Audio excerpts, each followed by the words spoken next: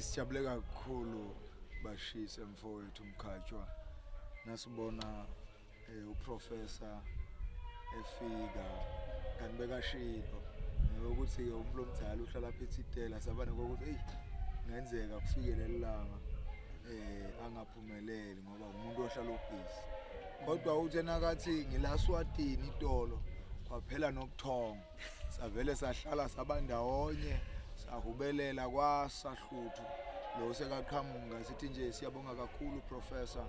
uNkulunkulu akubusise umoya wakho inhliziyo yakho nayo bantu abafana nawe akwenzeki babe behle ngalendlela owehle ngakhona.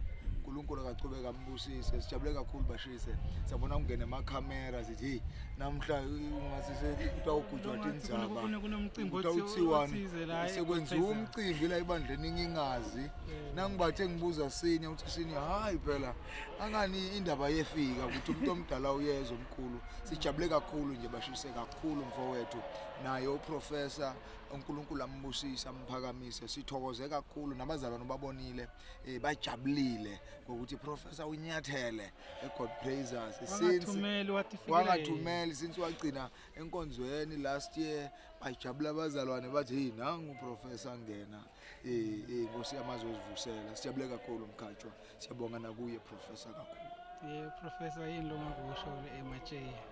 No, angisho uma umuntu bashise noma babe wamla Masuku. Uma umuntu ngithanda ukuthi ehlisa kwaba Masuku akafana labanye baholi. Yathi legama lokuarch labanye abantu basuke balithathe ngale indlela. Angathi uthi iacha yakuphi mara le acha le iyahluka kunalawanye lama acha. Ngoba uyabona nje akafana lo muntu ukuthi hey mina ngiyatiwa mhlaba wonke kodwa uma ufika kuye uyathoba uyatehlisa. Ngithanze lokho nje sithi ngihlangana naba Masuku so ngathi no ithi ngitobona ekhaya phela ngisho ubona simemo asifani nokutokhonza Sunday. So ngathi ithi namhla ngite nje ke ngihambe ngiyobona nje ngoba mina ngiyathanda lokubona angisho ngilawula ngumuntu mina ukuthi uyali ungayili.